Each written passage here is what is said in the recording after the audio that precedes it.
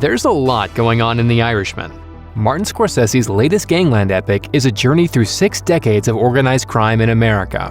While you may not pick up on everything on a first viewing, the world of The Irishman is full of detail, making every visit intoxicating. All of those small references, callbacks, and Easter eggs add up, giving the story depth and texture while bringing Frank Sheeran's wild, unbelievable story to life. Here are just some of the small details hidden in the world of The Irishman that help make the film so authentic and compelling. The Irishman is a sprawling epic that spans multiple decades, but it all revolves around a single moment: the death of Jimmy Hoffa at the hand of his best friend Frank Sheeran. And yet, Scorsese spoils the big climax in The Irishman's very first scene. Did you miss it? Go back and watch the opening of the movie again. After the long tracking shot through Sheeran's retirement home, it hones in on the aging hitman sitting in a wheelchair reflecting on his life. I was a working guy, a business agent for Teamster Local 107 out of South Philly. One of 1,000 working stiffs. Until I wasn't no more. And then I started painting houses. Myself. Then suddenly, there's a cut to a hand holding a gun.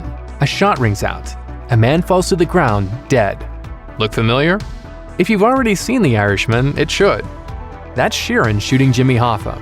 You never see Al Pacino's face in the sequence, but the clothing, the hair, and the location all match those seen during Hoffa's full execution, which The Irishman shows in full about 3 hours later.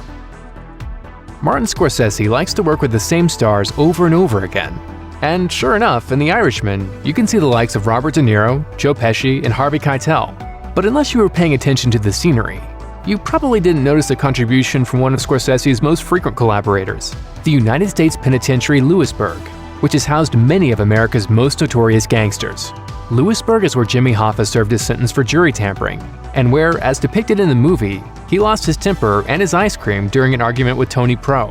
But he's far from the first Scorsese protagonist to spend time in the Pennsylvania prison. In Goodfellas, Lewisburg is where Henry Hill spent his luxurious prison stay. When you think of prison, you get pictures in your mind of all those old movies with rows and rows of guys behind bars. But it wasn't like that for Wise Guys. It really wasn't that bad. Meanwhile, Whitey Bulger, who was the basis for Jack Nicholson's character in The Departed, stayed at Lewisburg for 2 years in the 60s. Bootlegger Enoch L. Johnson was sentenced to Lewisburg in 1941. He'd later go on to inspire Steve Buscemi's Nucky Thompson on Boardwalk Empire, which Scorsese directed and produced. If The Irishman proves anything, it's that Frank Sheeran loves to tell outrageous stories. In fact, I Heard You Paint Houses, the book that The Irishman is based on, is so full of tall tales that even with The Irishman's extended runtime, there wasn't room to include all of them, meaning that many of the more colorful moments of Sheeran's life ended up on the cutting room floor. Still, Sheeran's wildest story, other than killing Jimmy Hoffa of course, does get a brief appearance in the film. Before he became an assassin, Sheeran claims that he made $100 by boxing a kangaroo at a traveling carnival. Sadly, that scene isn't in The Irishman, but you can see a photo of a man boxing a kangaroo hanging on the wall of Sheeran's office as a nod to the tale.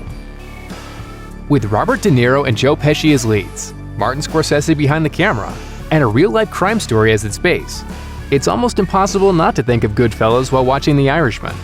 Given all that, it's not too surprising that there's a lot of overlap between the two movies. For example, Crazy Joe Gallo gets name-dropped in Goodfellas. It was a glorious time. The Wise Guys were all over the place.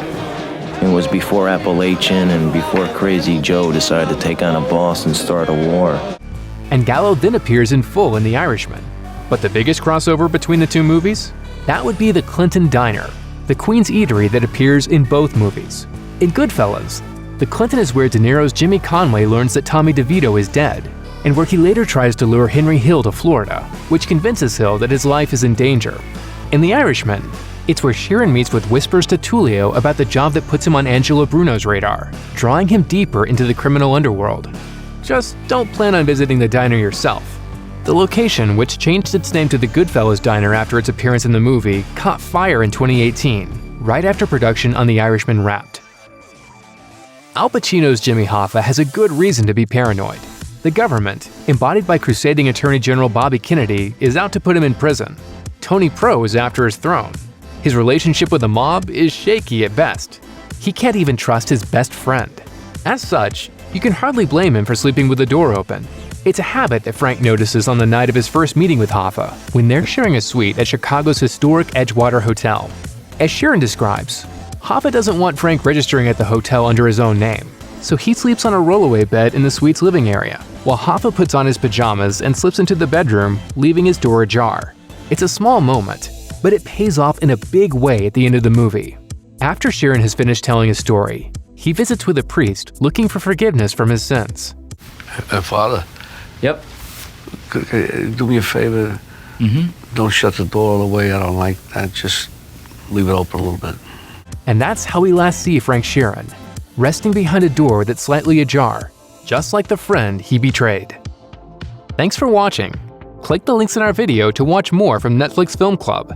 Subscribe to our YouTube channel to get the latest exclusive videos. Plus, hit the bell so you don't miss a single one.